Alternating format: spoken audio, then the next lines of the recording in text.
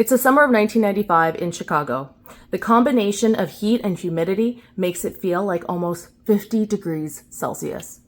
After 5 days, 739 people are dead. Sadly and unsurprisingly, many of the dead are the elderly and people who didn't have air conditioning. In the aftermath of the heat wave, there were some surprising findings. Sociologist Eric Klinenberg looked at 2 neighborhoods on Chicago's South Side, both with very similar demographics.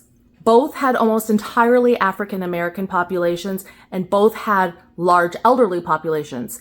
Their average income was low and the rates of unemployment were high. We could assume that these 2 similar neighborhoods suffered similar death tolls, but we would be wrong.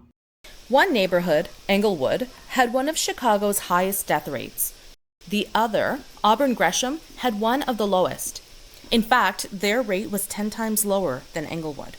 The question is, why? Klinenberg found that Auburn Gresham had a thriving social infrastructure, community spaces for everyone, that pulled people out of their homes and created social bonds long before the heat wave began. Neighbor looked out for Neighbor. Seniors and the vulnerable were checked up on, and no one was left to die alone in the heat. In fact, Auburn Gresham had a better survival rate than some of Chicago's most affluent neighborhoods.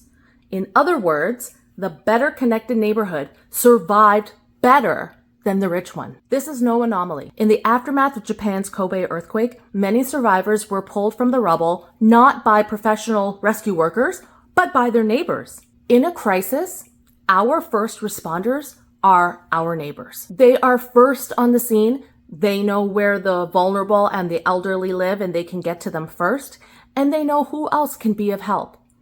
This neighborhood knowledge and trust is part of what builds social capital. Social capital is the glue that holds well-operating, well-working groups of people and societies together. Put another way by political scientist Robert Putnam, social capital is the number of people who know one another's first name, the number of people who take part in community organizations, the level of trust and reciprocity in the community. And when a neighborhood has high social capital, they are more likely to not only survive a disaster, but to recover faster than neighborhoods with little to no social capital. And that's why knowing your neighbor could literally save your life.